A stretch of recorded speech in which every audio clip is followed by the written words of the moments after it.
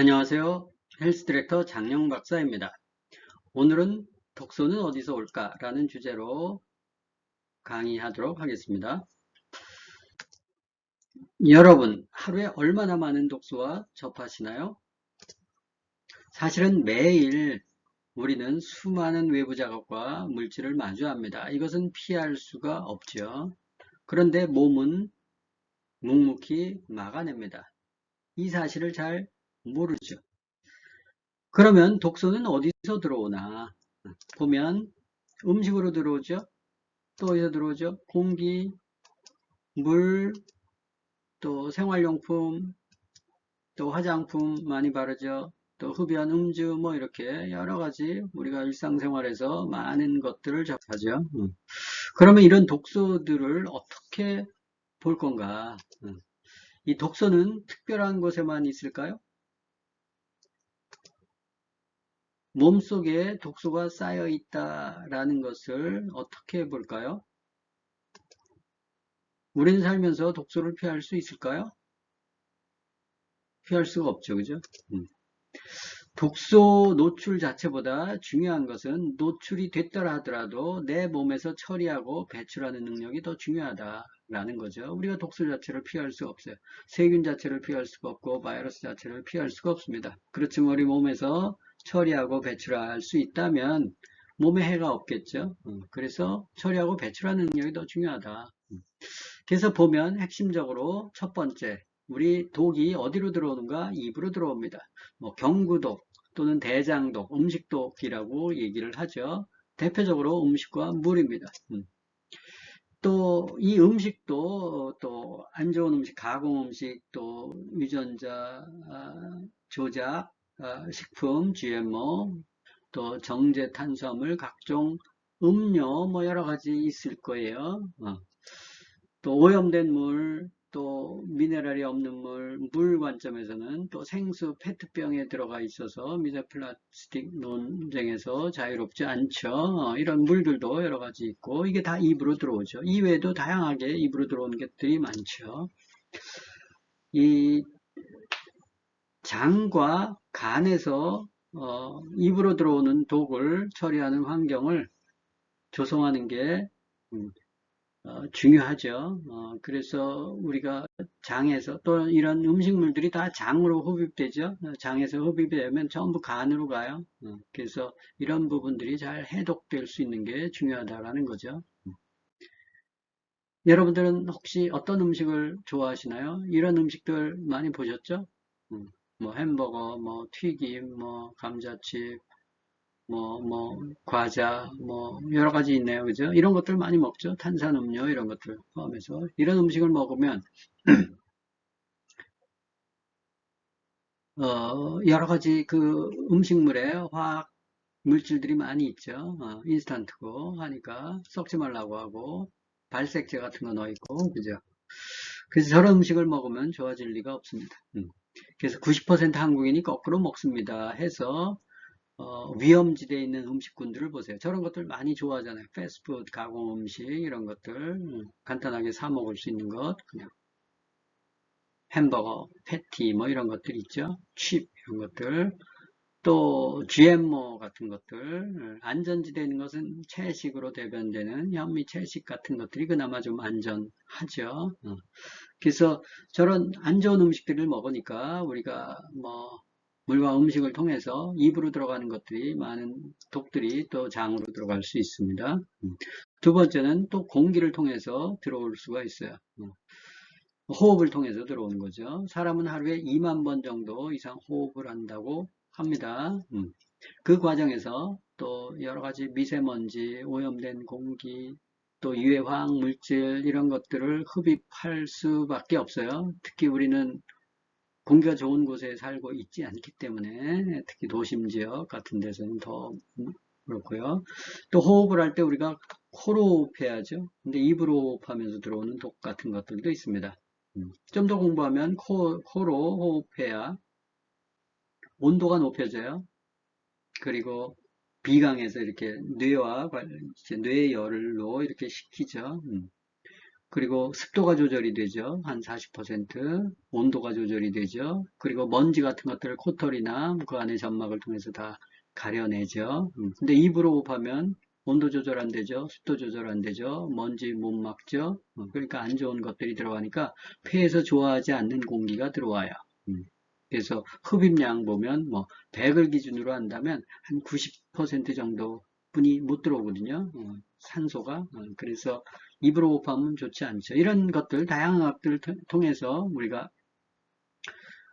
좋은 산소를 들이마셔야 되는데, 그래야 좋은 피해 원료가 되는데, 그렇지 못하다는 사실입니다. 그래서 깨끗한 공기, 또 바른 호흡법, 또, 뭐, 우리가 실내에서 살 수밖에 없기 때문에, 실내 공기 적절하게 환기해주고, 이런 것들이 굉장히 중요하죠. 참고로 폐암을 유발하는 화학물질 탑 8이 있어서 제가 좀 정리를 해봤는데요. 뭘까요? 우리 일상생활에서 이 폐암 뭐 이렇게 흡입되는 거죠. 대부분. 첫 번째, 침구류입니다. 매트리스, 집먼지 이런 거 흡입하죠. 의외로. 두 번째는 가스레인지 위에 가스입니다. 가스레인지 어디 있습니까? 부엌에 있죠.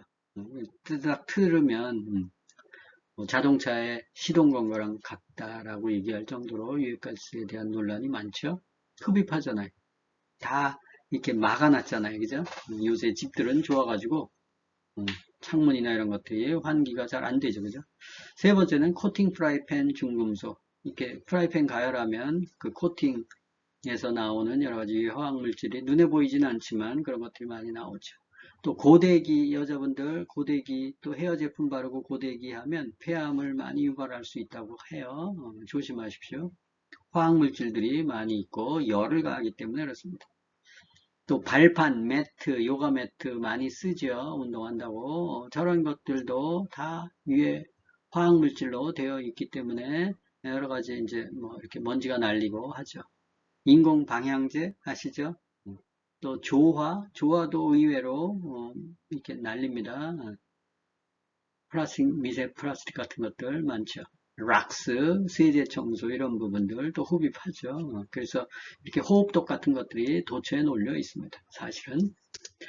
자, 그리고 이제 세 번째는 피부로 통해 들어온 호흡독 얘기했죠. 피부로 통해서 들어오는 독은 피부독, 경피독 뭐 이런 얘기를 하는데 피부로 뭐가 들어와? 그러는데 피부는 우리 몸을 보호하는 가장 큰 장기 중에 하나이죠. 근데 여러분들이 세제, 목욕용품, 화장품, 피부 연고 이런 거 수시로 쓰죠. 세제, 목욕용품, 화장품 이런 거 매일 쓰는 거 아닙니까? 피부 연고는 뭐 다치면 뭐 바르죠. 이런 것들도 여러 가지 화학물질 같은 것들이 들어가 있고 또 합성 계면활성제 같은 것들이 들어가 있습니다. 세제, 목욕품, 화장품 이런 것들은 물과 기름이 섞입니까? 안 섞입니까? 안 섞이죠. 그걸 섞이게 하는 게 계면활성제인데 이게 천연계면활성제가 좀 좋은데 잘 분해되고 한데 석유계의 합성계면활성제를 쓰죠. 원가 때문에 그렇습니다. 그래서 대부분의 일상용품들은 합성계면활성제를 쓰죠. 심지어 치약에도 들어가 있습니다. 그래서 생필품을 선택할 때는 성분을 확인하고 가급적 자연계면활성제가 친자연계면활성제가 들어가 있는 것들, 친건강 제품들을 사용하는 게 좋겠죠. 자, 영상 하나 보도록 하겠습니다. 매일 노출되는 발암물질 탑3에서 의외로 우리가 매일 피부에 또는 뭐 일상생활에서 노출되는 것들이 있는데 조심해야 되겠죠. 사실은 최근에 좀 충격적인 연구 결과가 있었는데요. 네. 뭐냐면 지금도 우리가 이제 중증 인지 기능 저하. 이제는 이제 참고로 치매란 단어를 안 쓰기로 했다고 하더라고요. 주로 이제 왜냐면 치매란 단어 자체가 좀 어리석을 매다 보니까 이제 그런 말보다는 뭐 중증 인지 기능 저하 뭐 이런 식으로 좀 약간 바꾸기로 했다라고 하더라고요. 아무튼 그런 중증 인지 기능 저하와 관련된 원인을 찾고 있는 중이거든요. 그래서 어떤 연구진이 혹시 우리가 생활성 화학 제품들 이런 것들 사용 빈도수와 관련 있는 건 뭔지 찾아봤어요. 8개 제품을 가지고 수많은 사람들을 상관관계 조사합니다. 여러 해에 걸쳐서. 왜냐면 조사하다 보면 이 사람이 갑자기 이제 중증 인지 기능 저하로 가는 경우가 있잖아요. 네. 그러니까 그런 거 상관관계 다 봤더니 8개 제품 중에 3개 제품이 관련성이 있다라는 거를 논문으로 발표하게 됩니다. 그럼 세 가지가 뭐였냐면요. 네. 첫 번째가 구강청결제, 예. 그다음 방향제, 예. 세 번째 손소독제였는데요. 아. 근데 이 세 가지를 사용을 많이 한 사람일수록 네. 확실히 중증 인지 기능 저하 가능성이 더 높아지더라. 라고 최초로 밝힌 거죠. 깜짝 놀랄 일인데요. 엄청 놀란 일이죠. 예. 근데 제가 그 논문 다시 한번 들여다봤는데 8개 중에 3개라고 했지만 제가 봤을 때는 8개 다 관련이 있었어요. 왜냐하면 8개 중에 3개가 빈도수가 제일 많은 거예요. 그러니까 사용 빈도 자주 우리가 제일 많이 접하는 거고 이건 별로 안 쓰는 거예요, 사실. 그러니까 사용에 나올 수가 없는 거더라고요, 제가 봤을 때. 그럼 세 가지 공통점이 뭘까라고 봤을 때 기본적으로 보존제 성분들, 살생물과 관련된 성분들이 있어요. 뭔가 미생물에 영향을 주는 거죠. 미생물의 번식을 막거나 아니면 미생물을 죽이거나 그런 성분들이 있어야지만 제품이 오래 가는 거거든요. 근데 그런 성분들이 많이 노출될수록 아무래도 위험하다는 건데 이게 황당한 연구 결과로 전 보진 않는 게 살충제 성분이 있죠. 살충제 성분에 많이 노출되면 위험하다는 연구 결과는 이미 영국에서 나온 바가 있었고 예. 한국에서 나온 바가 있었습니다. 농촌에서 아무래도 살충제 많이 뿌리잖아요. 여기저기 그죠? 할 때. 그럼 많이 들이마시거든요. 네. 근데 영국에서도 똑같고 한국에서도 살충제에 많이 노출된 농업인일수록 실제 중증 인지기능 저하 걸릴 가능성이 높다라는 결과가 이미 나온 바가 있고요. 네, 보셨죠? 그래서 저런 물질들 정말 조심해야 되죠. 일상생활에서 그냥 무심코 쓰는데. 자, 그럼 먹는 독, 바르는 독이 있으면 왜 이 바르는 독, 경피독이 더 치명적일까? 우리가 먹으면 일단 간과 신장으로, 장에서 갈라지죠? 장에서 선택적으로 또 이렇게 투과시키니까 장에서 걸러지죠? 그 다음에 장에 들어왔다 하더라도 간과 신장이라는 해독 과정을 거쳐요. 그래서 조금 무해하게 만들어서 몸으로 보내는데 피부로 들어오는 것은 바로 림프로 혈액이나 림프, 혈액으로 보통 10%, 림프로 한 90% 들어온다고 하는데 들어올 경우에 그 림프로 들어오면은 그냥 온몸으로 퍼지는 거예요. 바로 심장으로 들어갑니다. 이렇게 심장으로 들어가서 온몸으로 펌핑을 하죠. 중간에 해독 단계를 거치지 않기 때문에 더 위험하다라는 겁니다. 자, 그러면 우리가 이 먹는 거는 좀 그래도 신경을 쓰지만 이 바르는 것은 신경을 안 쓰기 때문에 특히 생필품 같은 거 생분해가 되는 건가 그리고 천연계말성제가 들어가 있는 건가 가급적 그리고 이제 피부에 닿는 것은 약산성이 아무래도 자연 그 피부 보호막을 강화시켜 주거든요. 약산성이. 그래서 알카리성 세제 같은 것들을 많이 쓰는데 약산성 세제 같은 것들을 골라서 쓰는 게 좀 필요하다라는 것을 팁으로 드리고 이 우리 몸에 독소가 쌓이는 이유는 일단 몸속에 들어오는 독소 양보다 처리하는 능력이 낮아서 그렇죠. 그죠? 그래서 처리하는 능력을 키우고 들어오는 독소 양은 줄이는 게 중요하겠죠? 왜? 독소를 피할 수 없기 때문에 그렇습니다. 그래서 들어오는 독소의 양을 줄이는 게 중요하다. 그리고 해독력을 높이는 게 중요하죠. 독소 유입을 차단하는 좋은 방법은 좋은 식생활 습관을 가지는 겁니다. 그래서 독소 유입을 차단해야 되겠죠. 아까 피부도 또 음식도 호흡독이 있으니까 생활 습관에서 그런 것들을 교정할 필요가 있습니다. 우리가 생각해야 될 것은 나는 어떤 독소에 취약한가? 피부, 먹는 거, 호흡하는 거. 독소 유입을 줄이려면 무엇을 해야 할까? 또 해독 능력을 높이기 위해서 내가 할 수 있는 가장 쉬운 방법은 뭘까? 이런 것들 여러분들 뭐 비타민, 뭐 녹즙, 뭐 여러 가지 운동, 뭐 땀 빼는 거, 뭐 여러 가지 있을 수 있을 거예요. 자, 오늘의 핵심 보면 첫째, 우리는 살아가는 동안 다양한 독소에 노출된다. 피할 수 있다, 없다? 없습니다. 독소를 얼마나 잘 처리하고 배출할 수 있느냐가 더 중요하다. 라는 거고, 그래서 들어오는 독소를 줄이고 들어온 독소는 잘 배출하게 하는 게 중요하다. 또 몸은 매일 우리를 지키기 위해서 독소와 싸우고 있다라는 사실을 인지하시기 바랍니다.